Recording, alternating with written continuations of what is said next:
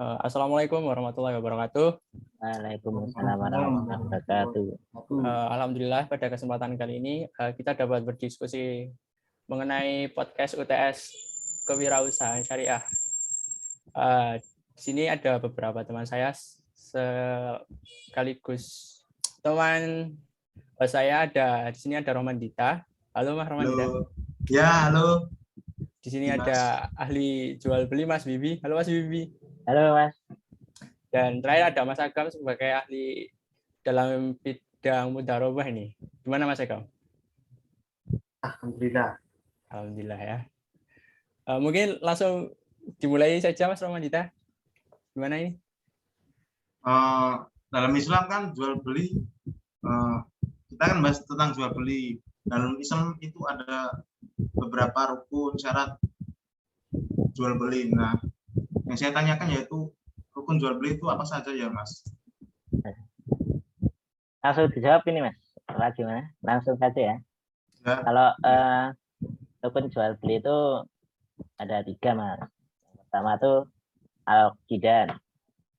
Al-aqidan itu para pihak yang melakukan jual beli, ada penjual dan pembelinya. Yang kedua itu ada media yang menjadi objek transaksi. Nah, ada barangnya atau bisa diganti jasa. Kalau jual beli harus ada barang atau jasanya. Yang ketiga, akad atau ucapan lisan maupun tulisan yang mengisyaratkan para pihak secara sama-sama ridho melakukan transaksi tersebut. Kalau bisa mau disingkat, ada 3 yaitu subjek, objek, dan sigot.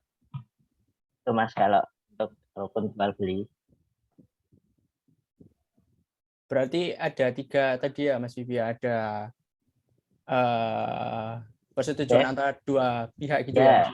Ya, persetujuan ada orangnya, penjual dan pembeli, dan sama barang. Baik-baik. Kalau dari syarat jual beli sendiri ada apa saja Mas Bibi? Mungkin bisa dijelaskan. Nah, kalau syarat jual beli itu yang pertama itu ya tadi harus saling ridho salah satunya. Yang kedua pihaknya mampu bertransaksi. Ada syaratnya yaitu yang pertama baligh, berakal, dan rasyid.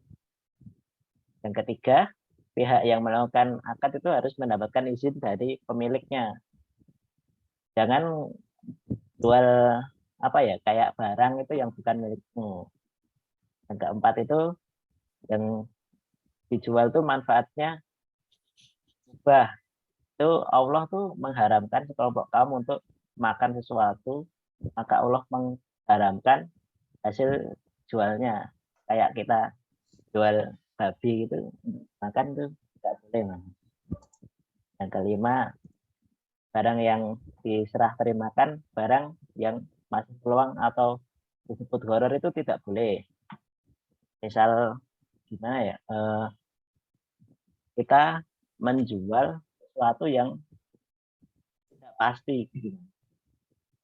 Misal kita ada di pemancingan nih, kita membeli ikan misal 1 kilo, dimasukkan ke kolam, terus kita pancing. Nah, yang mancing di kolam itu ada beberapa orang. Nah, kita belum tentu dapat ikan tersebut. Nah, itu termasuk horor. Yang keenam, harus ada akad. Nah, gitu sepertinya untuk syarat jual belinya. Saya mau bertanya Mas Yubi, kalau ada penjual dan pembeli, tapi ada yang salah satunya tidak ridho, itu syarat jual belinya apakah batal atau gimana ya? Nah, ini menyangkut rukun tadi. Keduanya harus sama-sama ridho. Kalau tidak salah satu tidak ada yang tidak ridho, berarti jual belinya dianggap gagal atau batal. Baik, Mas Bibi. Tadi Mas Bibi kayak menyebutin horor ya, terus ada contohnya kayak ikan-ikan gitu. Mungkin dari Mas Bibi bisa kasih contoh lain biar lebih jelas lagi buat sistem goror tuh kayak gimana? Contohnya tuh kayak menjual burung yang masih terbang, Mas. Kan apakah kita bisa menangkapnya atau tidak? Misal orang lain udah membayar kita untuk menangkap burung, nah itu belum tentu kita bisa dapat menangkapnya. Kalau enggak, kita membeli anak sapi yang masih dalam kandungan induknya juga, itu juga termasuk belum jelas, tidak jelasan, masuk horor. Kayak ketidakjelasan gitu ya berarti ya? Ya, objeknya tidak jelas atau jasanya bisa ada, bisa tidak.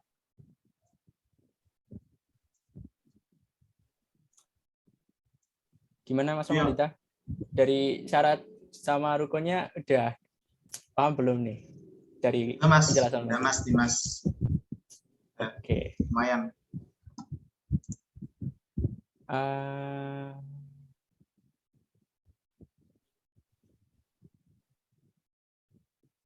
Mau tanya Mas Bibi ini. Ya, Mungkin Mas Bibi tahu ijon ya?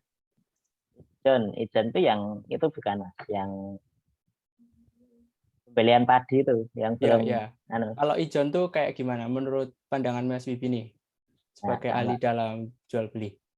kalau ijon itu dalam hukum Islam, dalam istilah Islam, ijon dibahaskan sebagai qadara. Mengenai diperbolehkannya jual beli dengan sistem ini atau tidak, terdapat beberapa perbedaan antara para ulama yang diriwayatkan oleh Anas radhiyallahu anhu. Rasulullah Shallallahu Alaihi Wasallam melarang muhaqalah, mukhadarah, mulamasah, munabasah, dan muzabana.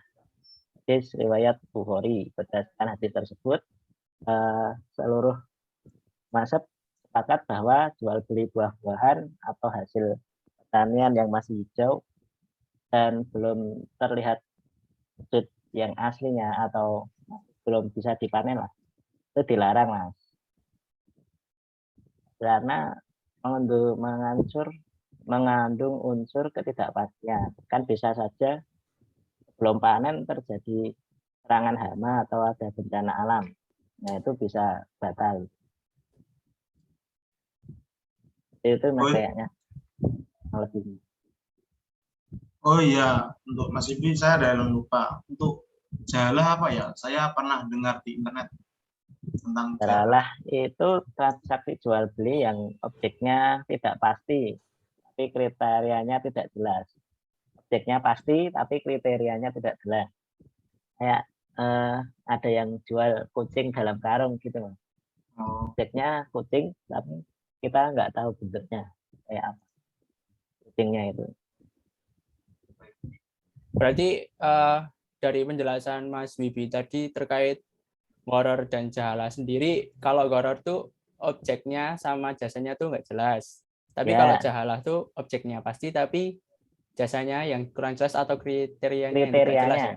kriterianya, objeknya ada, kriterianya nggak jelas seperti apa. Mas Bibi. Mungkin Mas Romadita ada yang mau ditanyain?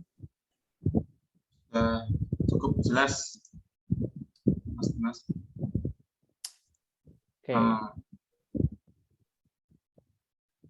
Nah, kalau itu Mas Wibi, kalau seperti Ya. asuransi itu bagaimana ya? Menurut Nah, kalau asuransi itu, nah kalau hukum asuransi itu menurut fikih Islam itu boleh jika tidak mengandung unsur yang diharamkan oleh syariah. Asuransi syariah sama asuransi konvensional itu berbeda, Mas. Dilihat dari hukumnya, keduanya jelas memiliki perbedaan. Hukum asuransi konvensional dalam Islam adalah haram. Jadi kalau kita mau milih asuransi yang syariah, yang Islam, biar nggak haram, nah itu ada hal-hal yang harus dipenuhi dalam pelaksanaannya berdasarkan prinsip syariah.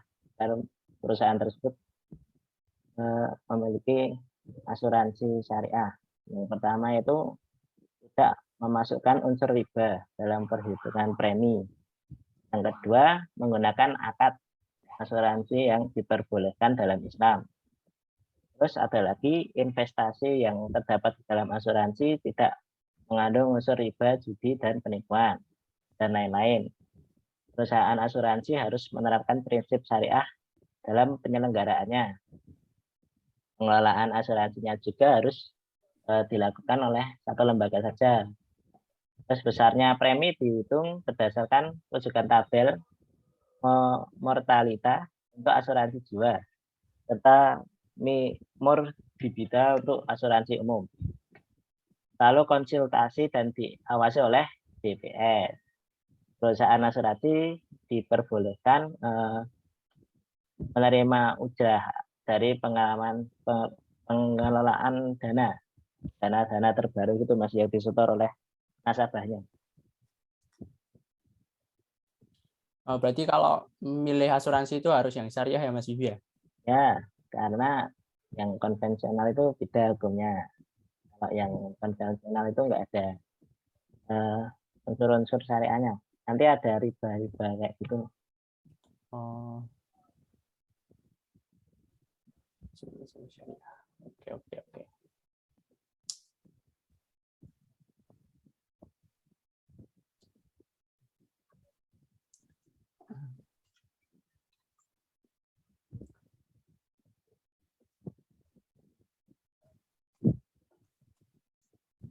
Jadi kalau asuransi seperti asuransi di bank itu tidak syariah ya Mas, karena mengandung riba. Ya Mas, kalau di bank. Kalau yang asuransi yang mengandung prinsip syariah itu boleh. Kalau yang asuransi konvensional tidak mengandung prinsip syariah itu nggak boleh. Yang penting nggak melibatkan riba, judi gitu ya Mas. Oke. Terus asuransinya itu harus jelas juga akadnya yang diperbolehkan dalam Islam bagaimana. Oke, baik. Gimana Mas Romadita? Aman? Oke, lumayan lah tentang asuransi. Mungkin cukup pembahasan dari Mas Bibi tentang terkait jual beli yang tadi udah disampaikan dari rukun, syarat, ada gharar, jahalah, terus kayak contoh ijon dan asuransi ya. Mungkin kita bisa move ke topik selanjutnya. Di sini ada Mas Agam. Halo Mas Agam, gimana? Aman? Sehat-sehat aja nih Mas Agam nih? Alhamdulillah, sehat. Alhamdulillah. Pada kesempatan kali ini Mas Agam akan menjadi ahli mudharabah nih. Gimana? Udah siap belum nih? Insya Allah. Insya Allah. Mungkin pertanyaan pertama nih dari saya sendiri. Mudharabah itu apa sih Mas Agam?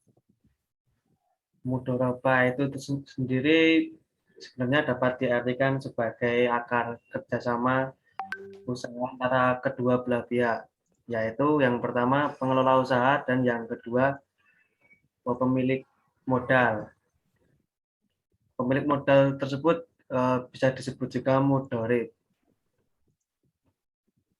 Melalui pembiayaan ini, pemberi modal memperoleh bagi hasil secara terus-menerus selama usaha masih berjalan. Besar keuntungan yang diperoleh dibagi atas dasar kesepakatan yang telah ditentukan di kontrak awal, Mas Dimas.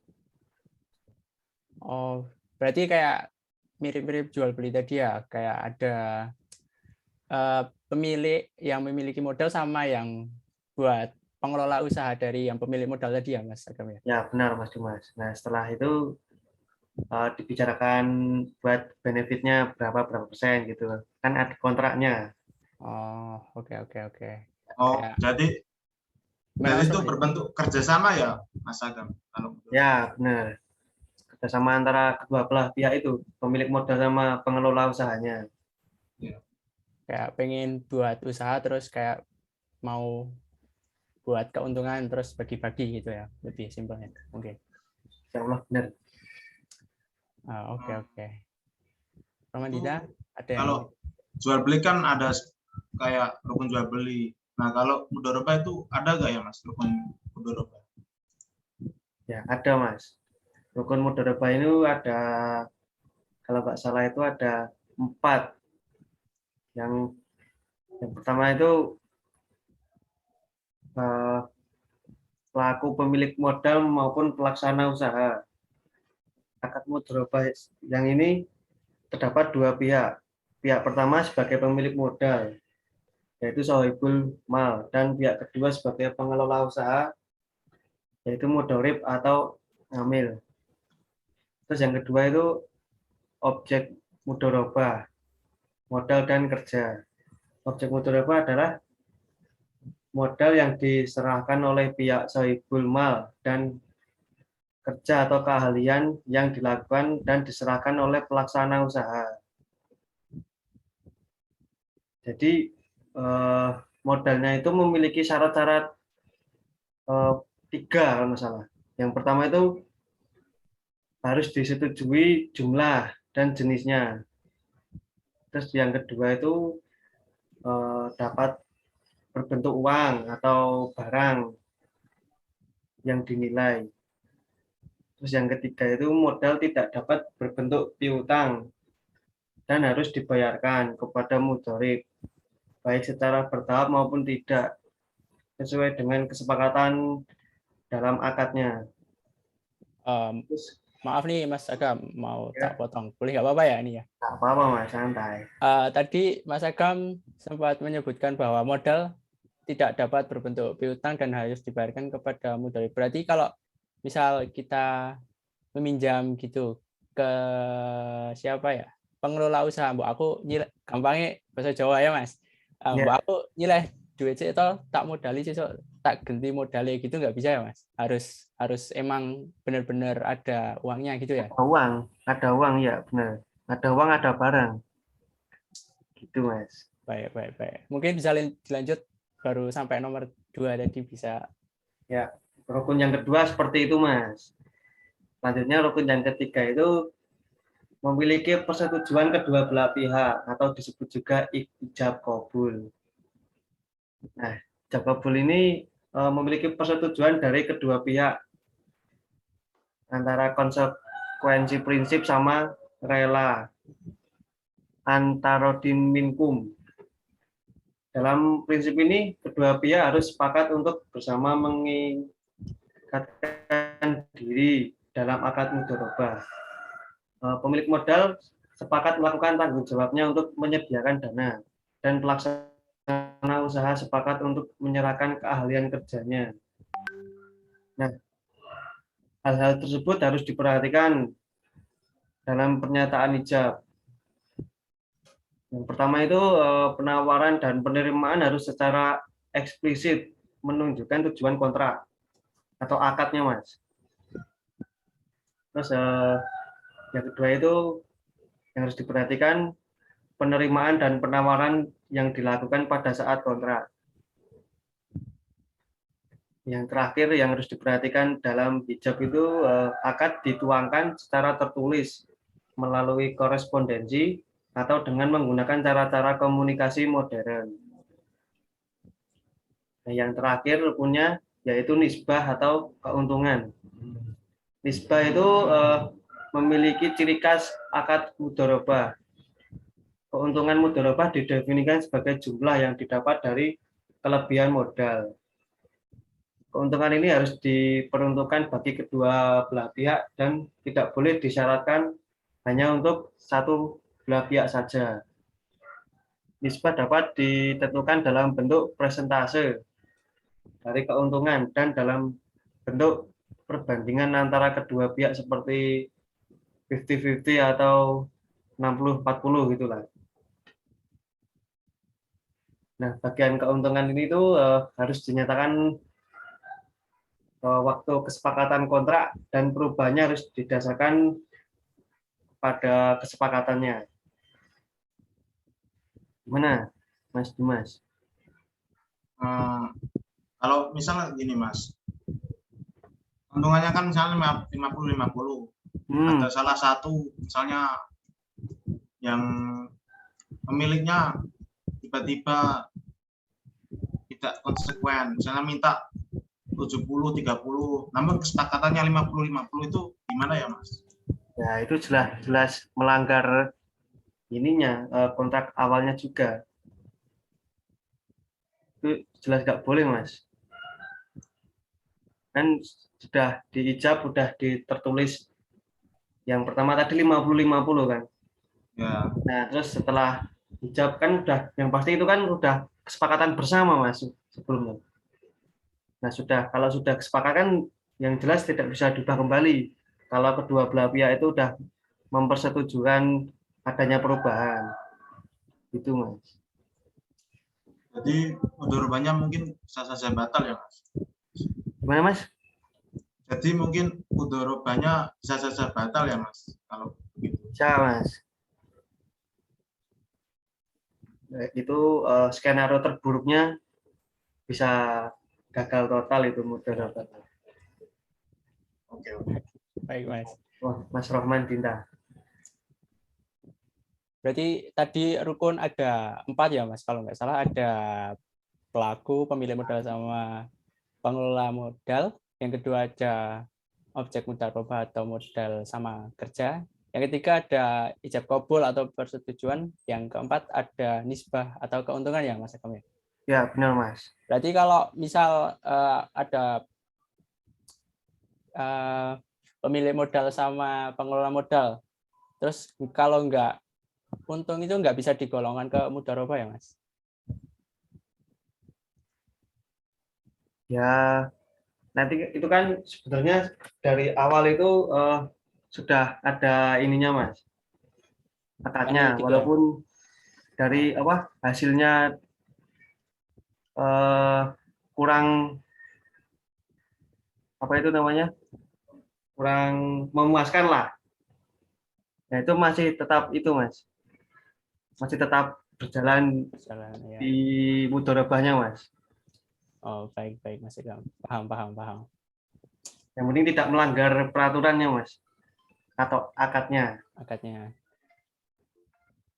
Baik. Gimana, Mas Dimas? Udah, aman nih. Aman. Aman. Nah, seperti itulah, Mas.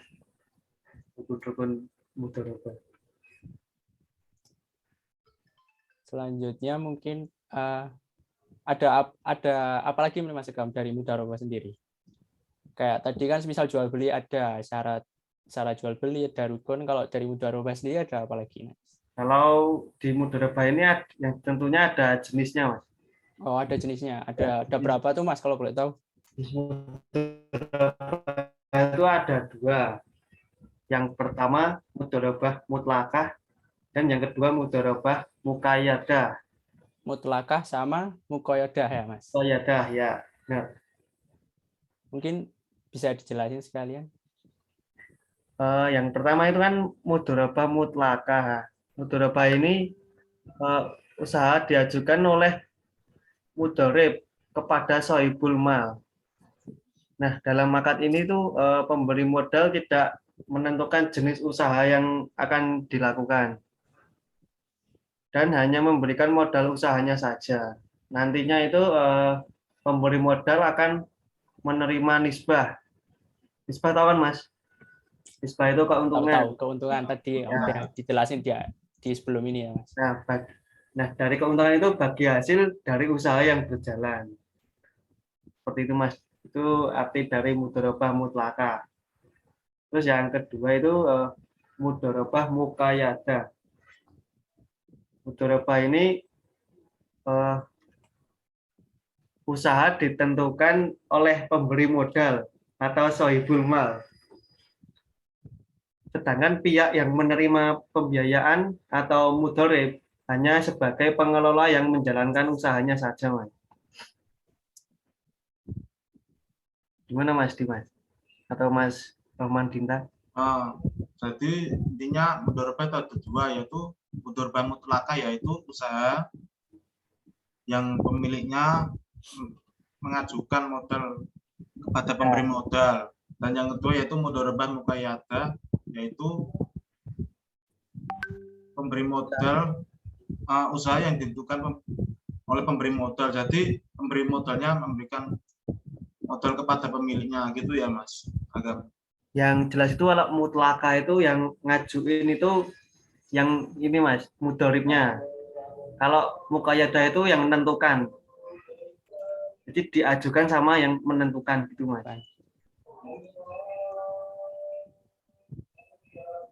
Berarti yang mutlakah tadi kayak Diajukan oleh mudhorib.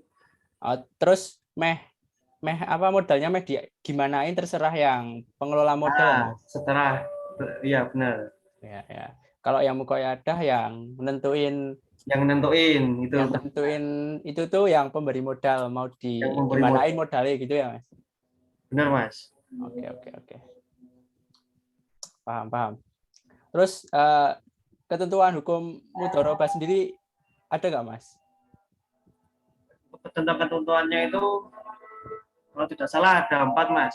Yang pertama itu mudharabah dapat dibatasi oleh periode tertentu. Selanjutnya yang kedua itu kontrak tidak boleh dikaitkan atau mualak dengan sebuah kejadian di masa depan yang belum tentu terjadi. Terus yang ketiga itu tidak ada ganti rugi dalam bentuk mudharabah karena akad ini pada dasarnya bersifat amanah kecuali akibat dari kesalahan yang disengaja atau kelalaian atau pelanggaran kesepakatan bersama. Terus selanjutnya yang keempat itu jika salah satu pihak tidak memenuhi kewajibannya atau terjadi perselisihan di antara kedua belah pihak, maka penyelesaian dilakukan melalui badan arbitrasi syariah jika tidak terselesaikan melalui musyawarah. Seperti itu, Mas, untuk pertanyaannya ketentuan hukum. Ketentuan hukum tadi ya. Mungkin di tempat Mas Agam lagi ada nih ya, Mas? Gimana, Mas? Lagi ada adzan ya, Mas? Ya, benar. Sini ada azan, Mas. Oh ya. Sudah, mungkin mau nunggu apa lanjut terus nih? Apa nunggu bentar azannya kelar nih? Boleh, Mas. Ditunggu dulu aja. Oke. Hormati, Mas. Siap, Mas. Mungkin kita pause sejenak ya, guys ya. Teruskan habis adzan. Bentar.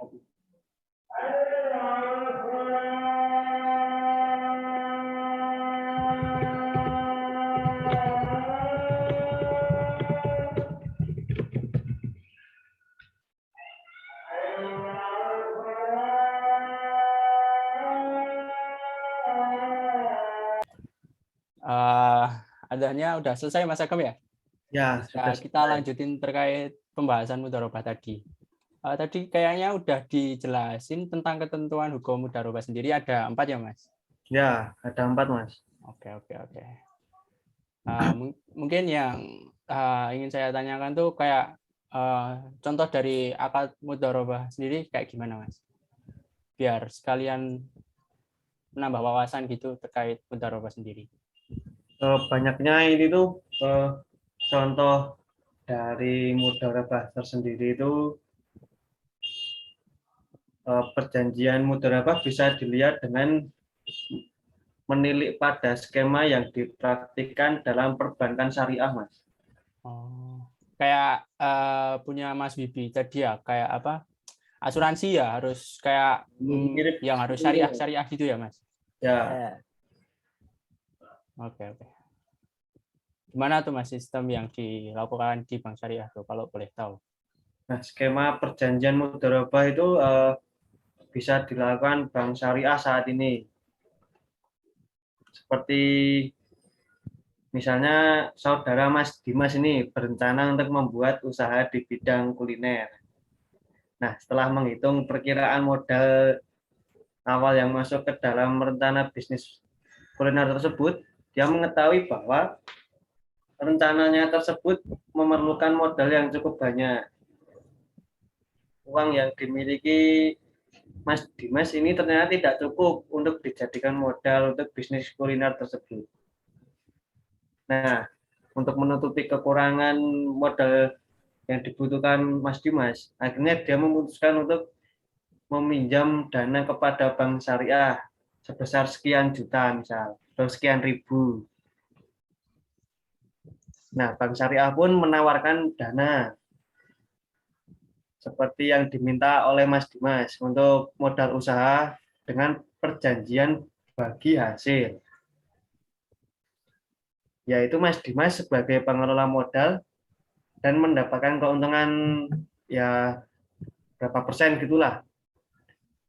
Dan bank syariahnya juga memberikan modal dan mendapatkan keuntungan juga berapa persen dengan jangka waktu pengembalian berapa tahun, seperti itu Mas.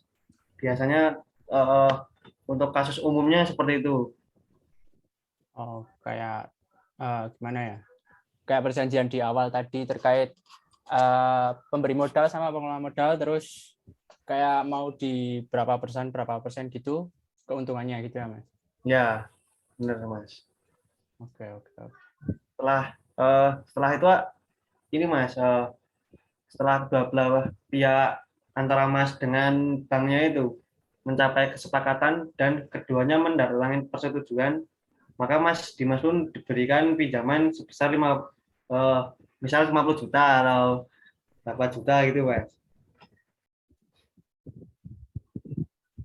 Terus semisal Mas Dimas telah melakukan usahanya pada bulan pertama gitu Mas.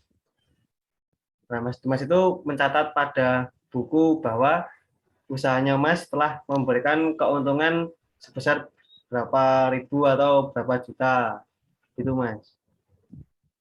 Terus Mas Dimas itu perlu atau untuk menyetorkan laporan keuntungan bersih yang diperoleh pada usahanya Mas kepada bank syariah tersebut Mas.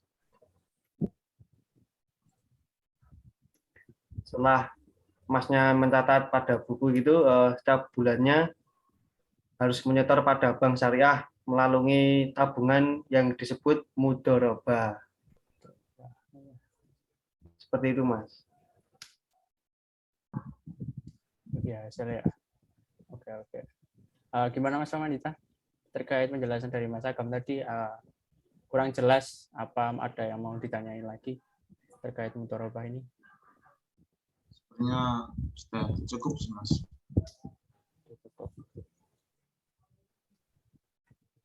Mungkin penjelasan dari Mas Agam tadi udah cukup jelas. Sudah dari pengertian rukun, kemudian ada jenis, ada hukum, sama udah sekalian dikasih contoh tadi ya Mas Agam ya. Kalau dari saya sudah jelas, kalau dari Mas Ramandita sendiri gimana? Udah aman? Jelas Mas, cukup jelas, sangat jelas. Sangat jelas. Oke. Mungkin kita bisa akhiri podcast atau diskusi kita pada siang hari menuju sore hari ini. Terima kasih kepada narasumber kita. Pertama ada Mas Wibi dan ada Mas Agam. Mungkin Siap. kita cukupkan sekian. Sampai bertemu lagi lain kali. Saya sebagai host pada kesempatan kali ini bersama Mas Ramandita mengucapkan banyak-banyak minta maaf apabila selama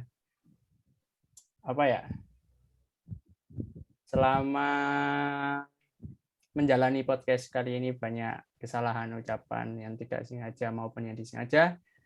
Mungkin saya cukupkan sekian. Billahi taufiq wal hidayah. Wassalamualaikum warahmatullahi wabarakatuh. Waalaikumsalam warahmatullahi wabarakatuh.